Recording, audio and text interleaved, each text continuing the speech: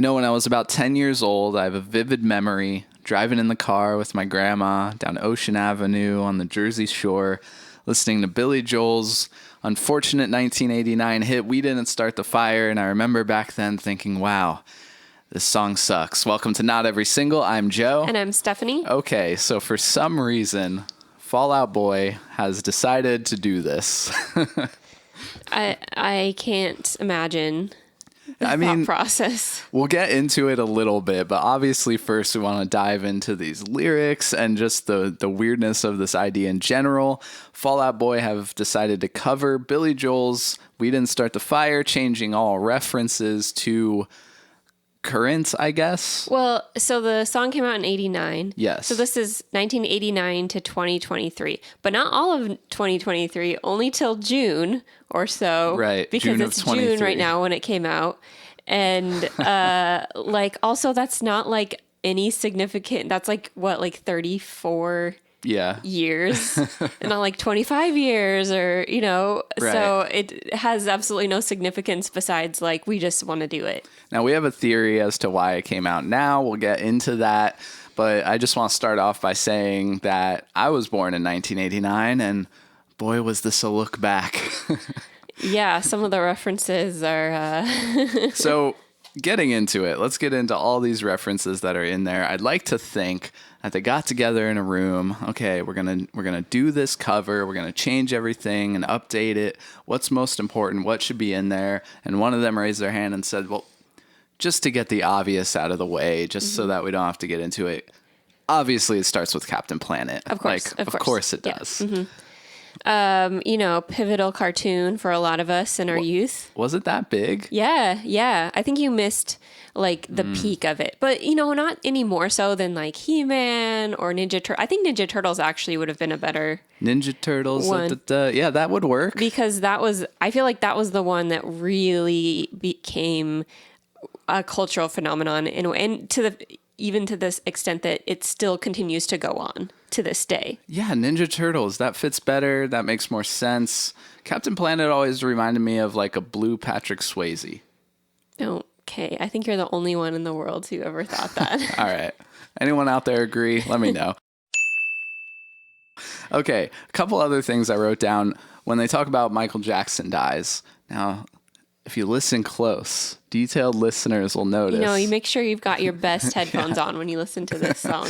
You'll hear a little like woohoo, the Michael Jackson thing in the background. Yeah. That's interesting. There are no other kinds of production, sound effects, references. Except for Balloon Boy, which for some reason gets like a phasery space effect. Yeah. He wasn't in space. He was just kind of in the sky. So that was pretty interesting. Weird. Now, we got to talk about the tone of this song because it is really all over the place.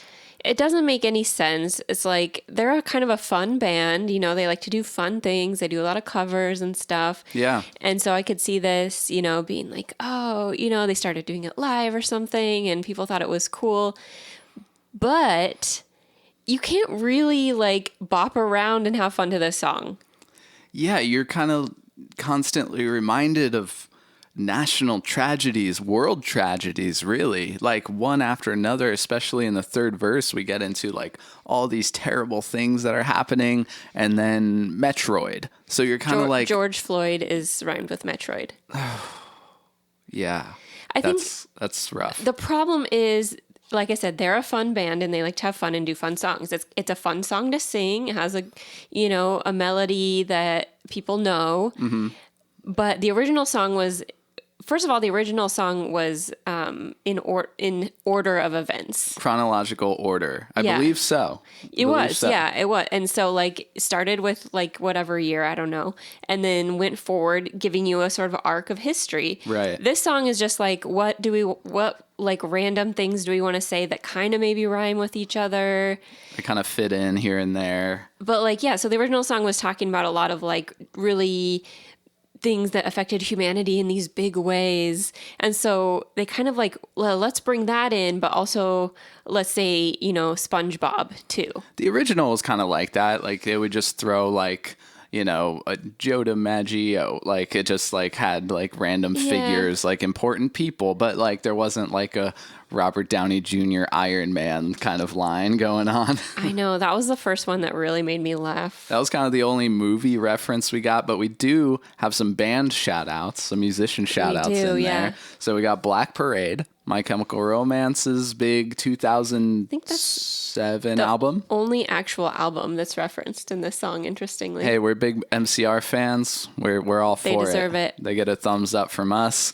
And then we got to talk about Tom DeLonge and Aliens.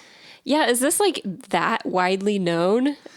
I think that like, yeah, anyone who's like maybe grew up with Blink-182 or just kind of like knows a lot about the music, like pop culture osmosis, would probably know about the Tom DeLonge alien thing. But like, I don't think the general public, like even about like the Tic Tac UFO video that got leaked and all that stuff, all that big stuff that happened, I don't think they would know the guy from Blink-182's involvement in this. Like if you don't know, yeah. Hilarious. I mean, it's a funny thing to throw in there because like it's a very serious endeavor for Tom, but like, come on, he's lighthearted about it too. Yeah. So it's kind of fun to throw that in. And then we got Kurt Cobain, Kanye and Taylor Swift incident. So there's some like music references thrown out there. Yeah. I guess, you kind of have to throw in Kurt Cobain, but why him, not like Nirvana as a whole? I guess like his death really, like more of the incident of Kurt Cobain, followed by Pokemon. Yeah, and which is just as big. And that's kind of the whiplash we're talking about, where it's like, is this supposed to be a fun song? Like, I'm not sure what the intention here, because there's so many terrible things listed here. Yeah, I think that's the issue with it, because like, even though like it's not a song I would necessarily like throw on anyway as a cover, even it's not going on your workout playlist. But like, I don't want to sing along to this, like having fun, be like, yeah, 9/11. Right, yeah. World Trade, second plane. First plane did not make the cut, if you notice. Did not make it into the song. Now, that leads us into something. I want each of us to nominate what should be cut. What doesn't deserve to be in here, and what would we replace it with? Yeah, because some of these are just too niche. It should be like big cultural events that kind of affected everything, right? Or just popular figures, big moments in history. Now, I say MySpace gets cut.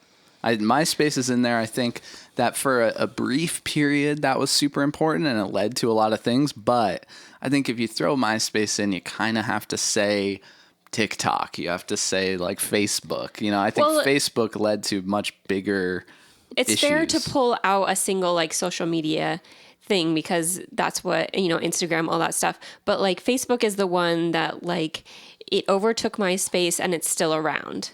And has had so many like controversies and like such a controversial figure behind it all and all that. So I say MySpace goes and is replaced with like, I don't know, maybe the worldwide pandemic that happened that's not mentioned.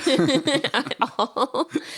What do you think? I don't even know if you say it, the Fermi. Yeah, I think so. What was it? The second word of it? Yeah, right. The complex. I forget what it is, but the idea, it has to do with like accepting UFO exploration and this idea, but I think it's a little redundant with the Tom DeLonge thing. Like you already mentioned aliens. Second of all, it's like I know of this idea, but I didn't know like the word for it. Like I think again, it's a little too small scale. How is O.J. Simpson not mentioned? Yeah, talk about cultural phenomenon. That was that was the thing that first of all created the 24-hour news cycle. Didn't exist before O.J. Simpson. And like I lived through this at a time when like every day for just months, I don't even know how long, this was the biggest story in the maybe the world for a while, but like it was on everything all day, all the time. Every day. I was so young at the time that I didn't really understand it. I didn't like comprehend what the trial was about, or not the full scale of it. And from bits and pieces that I've caught and like hearing adults talk about it, like at the time, I thought it was all about whether the glove fit on this guy's hand or not. That was a big deal. Like I thought that was the whole issue. Like, Yeah. man, they really want to figure out why this guy can't wear this glove. But yeah, I mean, I also think like preemptively just throw Barbie movie in there. Yeah, I mean, if Barbie you're covering movie, all of 2023, clearly, and this is, I'm actually not even joking, the Barbie movie is going to be one of the biggest stories of the year. Yeah, I mean, that's going to be probably our biggest cinematic achievement. So I say just throw it in there to cap off the end. Or you could just put in Barbenheimer, because a lot of people are doing that. The Barbie Oppenheimer double. That would have fit in really well. Yeah. Barbenheimer. Okay, let's move into a broader discussion here, which is now we're gonna say a term here, but we're gonna credit it to a Reddit user we read last night. You want to read this I'm reading comment? the Popheads thread as you do. This is Reddit user Another Town. I'll read part of this comment. No, Fall Out Boy, you didn't know this is one of the most hacked jokes you can make online. You can't win, and the Weezerfication has already started. No, and if you waste a set list spot with this, I will be pissed. Now, I was just laughing and like clapping, doing the emoji clap. now, what we want to talk about is in that comment, he says the Weezerfication has begun. Yeah. And I think that's such an apt description of what's going on with this band and what happens to a lot of bands that got big when they did and are still around and still trying to be relevant and stuff. And like bands who kind of give themselves a reputation of being fun. Right. And like, I mean, Weezer I don't think they thought of themselves as a fun band early on, but once it started to like seem like people responded to that, it just kept getting bigger. And, the more comfortable they get with like, now they have money, now they have families, now they're just a bunch of like fun dads who hang out and happen to play giant arena tours and stuff. It just becomes this like, oh, we're having fun. But like, to what end? Because I think for Weezer and beginning to happen with Fall Out Boy is like, I don't want you to become this like joke of a thing, just this like parody of a band, this Spinal Tap pop punk thing. Everybody goes like, oh yeah, it's so funny they blah blah blah, Right, yeah. Like what I mean, it gets continually frustrating with Weezer, where it's like, did you hear they covered like the Allstate jingle? Did you hear they did this? Did you hear they sang No Scrubs? Did you? And it's just like, how about this? Did you hear they put out a good album? Like, and trust me, I know I've checked out the ones that are supposedly like pretty good lately. They're fine. They're fine. They have their avid fans. Music taste is subjective, not our thing. A lot of people really like it. But like, that's not what people talk about when they talk about Weezer.